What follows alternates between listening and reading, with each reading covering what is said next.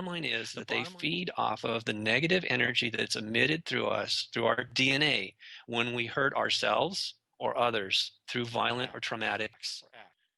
That's why that boy did what he did. He was hearing voices. He was hearing. uh, Look, this is not my theory. I learned this the hard way. I had to do a lot of, I mean, literally decades of research to come to this awareness where I can articulate this to you and your audience. And I'm not asking people to believe me. You shouldn't take my word. You shouldn't take anybody's word for it. But I know this from experience as well as years of research. And I want people to understand too that I'm a professional. Okay, that's what I did for Honda Research and Development for 8 years. I worked as a journalist. I literally took a lot of time to learn on the job how to do this professionally.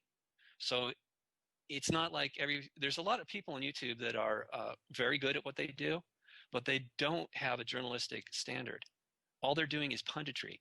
They're expressing opinion, and everybody has one. That's great. Doesn't mean it doesn't mean that it's accurate, though.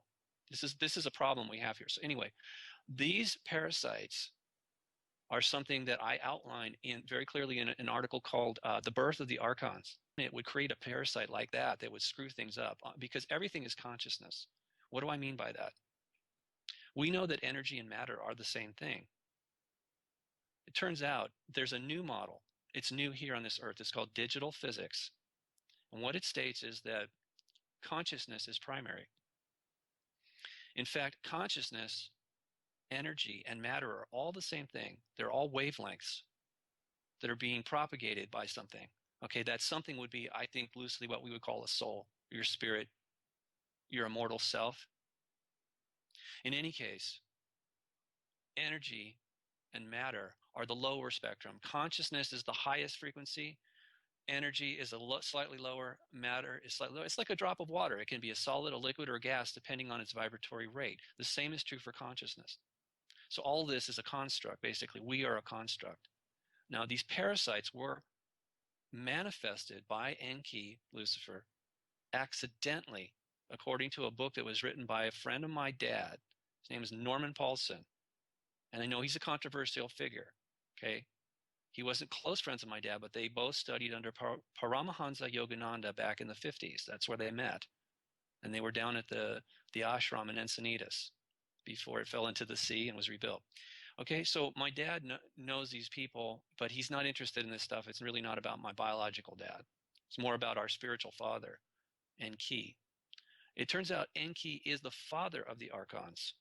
And this is outlined in the book, or at least part of the book, by Norman Paulson called Sunburst, Return of the Ancients. That was the original name. Now it's called Christ Consciousness.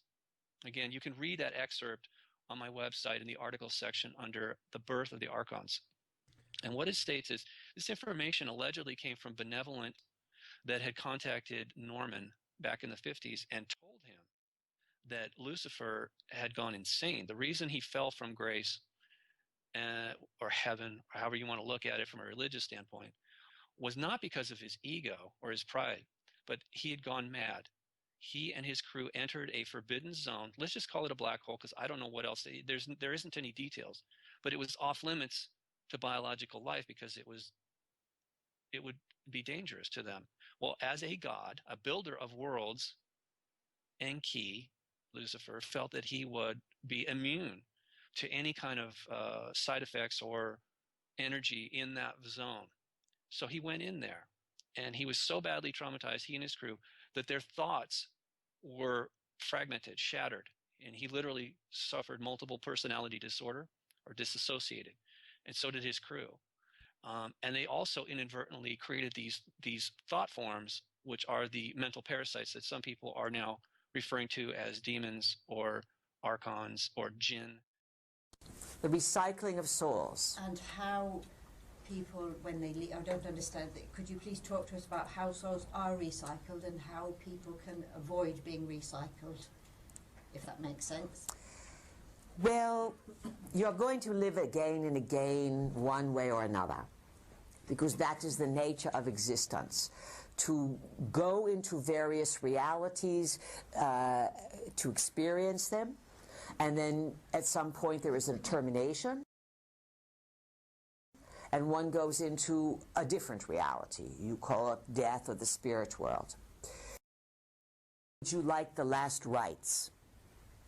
You say, yes, of course, I want to go to heaven. I must get blessed by you, even if you are a pedophile, so what? Pardon our frankness, but we tell the truth. Over your chakras. I'm going to put the Anunnaki cross and close them down.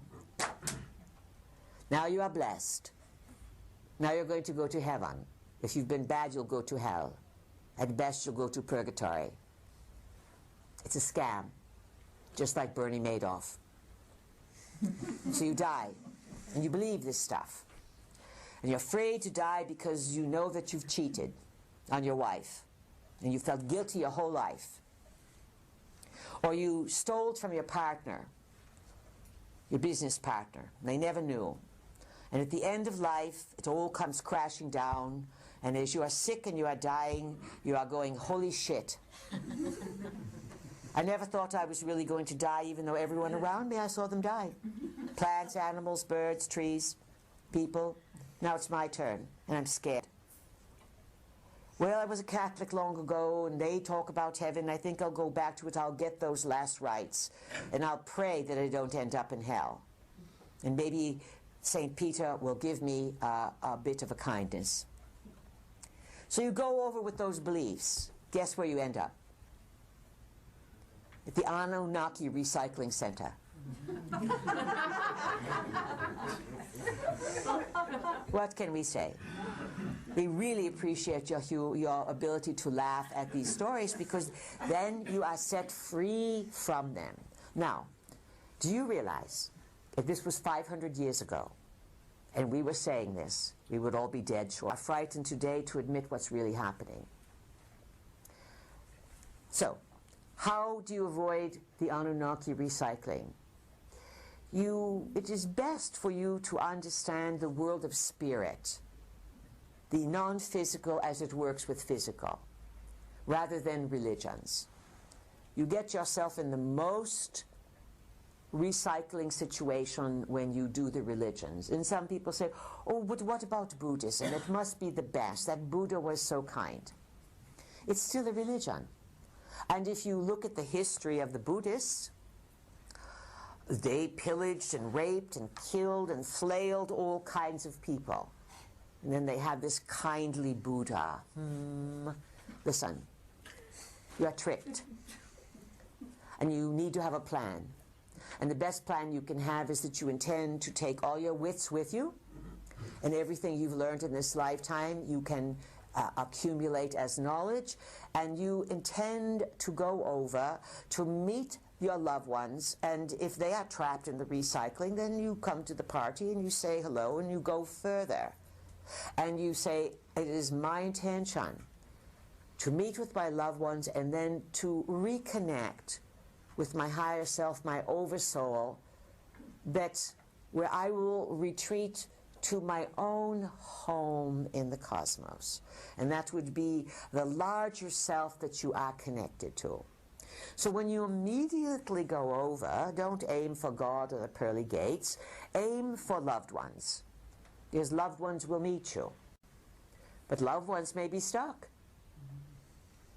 And then once you have your reception and your greeting with the loved ones, always carry your wits about you to go further and to call yourself to reunite